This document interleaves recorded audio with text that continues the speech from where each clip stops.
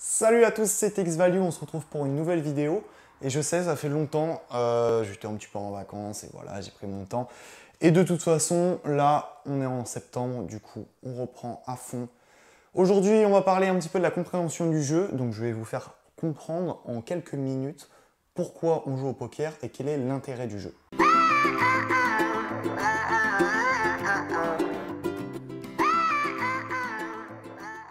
Du coup, le but du jeu au poker, c'est tout simplement de créer la meilleure combinaison de 5 cartes.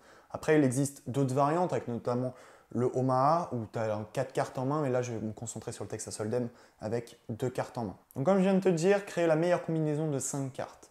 Donc, au départ, tu as ce qu'on appelle la hauteur. Ensuite, tu vas avoir paire, 2 paires, brelan, quinte, couleur, full, carré, quinte flush royal. Mais tout ça, tu le sais déjà. On va plus approfondir vraiment la façon dont il faut jouer. Du coup, je vais plus parler des stratégies globales. Donc, ce qu'il faut vraiment faire, ce qui est essentiel au poker. Pour gagner des jetons, il va tout simplement te falloir miser les tiens. Ben oui, il faut miser les tiens pour remporter ceux des autres. C'est évident, mais il faut prendre ce risque. Donc la première règle fondamentale qu'il va falloir que tu fasses quand tu joues au poker, ça va être de miser pour te faire payer par moins bien. C'est ce qu'on appelle value au poker. Value, tout simplement, se faire payer par moins bien. Mais attention, c'est pas parce que tu as une paire d'as en main que tu vas forcément gagner le coup. Et ça, il y a encore beaucoup de joueurs qui n'ont pas encore compris. Bah ouais, même si c'est la meilleure main pré-flop, c'est-à-dire que avant les 3 cartes communes, forcément, c'est la meilleure main, paire d'as. Mais post-flop, comme je t'ai dit, il va falloir faire des combinaisons pour avoir la meilleure combinaison de 5 cartes. Et là, la paire d'as, elle est parfois perdante. Donc c'est pour ça, il va falloir aussi folder quand tu sens que tu es battu. Ou alors, tu peux aussi bluffer. Bluffer, c'est tout simplement l'action de faire folder une meilleure main chez ton adversaire alors que toi, tu étais battu. Ça va être dans certaines conditions, il ne va pas falloir le faire à chaque fois parce que sinon, forcément, on va te payer et tu ne vas plus avoir de jetons.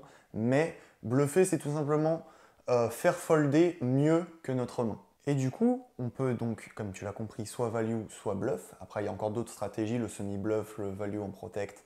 Mais tout ça, on ne va pas en parler dans cette vidéo. Mais donc, il va falloir adapter et surtout équilibrer tes mains de value et tes mains en bluff.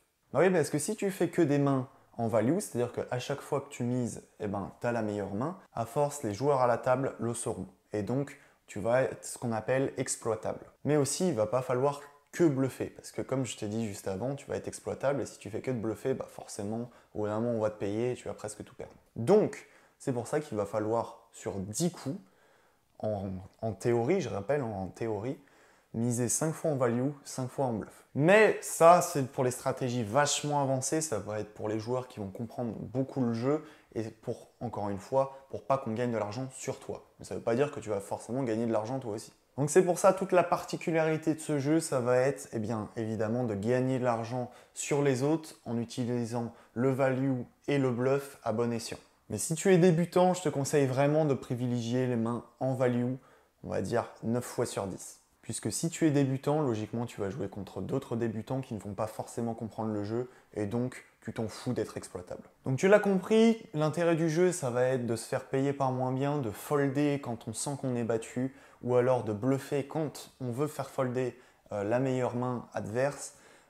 Et tout ça pour gagner, bien évidemment, un maximum de jetons quand tu es en tournoi. Parce que oui, il existe plusieurs variantes. Il existe le tournoi, les expressos comme Winamax, le cash game et encore plein d'autres types de jeux. Même si sensiblement les stratégies sont à peu près les mêmes, tu vas voir qu'il y a forcément des choses qui vont être différentes. Puisque en cash game, on va surtout jouer très deep, c'est-à-dire qu'avec un nombre de blindes très élevé, généralement au-delà de 100. Et en tournoi, ça ne va pas être forcément le cas. Donc voilà, j'espère que cette vidéo t'a plu. Si c'est le cas, n'hésite pas à mettre un pouce bleu, à t'abonner à la chaîne. Et surtout, si tu dois retenir quelque chose de cette vidéo, si tu es débutant, même si tu as commencé le poker depuis longtemps et que tu n'as pas forcément compris ce concept, n'oublie pas, te faire payer pour un moins bien. Bluffer, c'est vraiment si tu veux faire folder la main adverse et aussi folder quand tu sens que tu es battu. Voilà, ça va être les règles d'or du poker. Il ne faut jamais les oublier pour être un bon joueur de poker. Moi, je te dis à très vite pour une nouvelle vidéo poker.